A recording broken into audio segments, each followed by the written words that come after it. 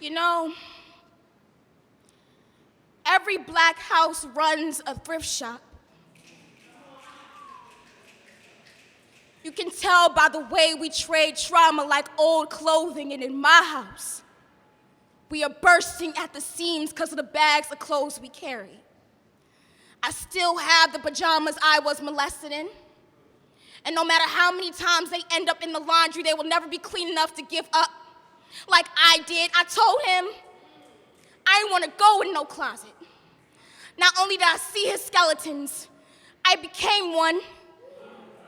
Every caress on my breast felt like hanger being pushed in my chest. I told my mom that this shirt was too big for me to handle, that these hand-me-downs got too much space for curious kissing cousins to hand you up bad memories, and all she could do was take my shirt to be washed, to be baptized, to be pressed, and prayed gave me another to cover up in. But though these clothes come in P, T, S, and D, one size fits all. See, my mom knows abuse like the back of her dress.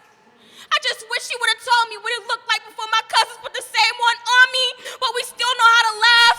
They make fun of my height, how I would never grow out of old clothes owned by my mother and her mother and her mother's mother. My father forgets every time I tell him, leaves me in a pile of healing that I have to make my own responsibility.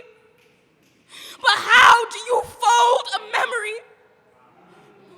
And if every black house runs a thrift shop, why aren't we giving anything away to be burned like the plague? Let love and therapy be a flamethrower. I'ma watch these pajamas twist and curl over the embers like the sleepless nights I've had, because they will never find their way on my kid. I will never prepare them to be a sheep in my clothing. God, make me a Salvation Army the second hands lay on them, because they will never live in a thrift shop.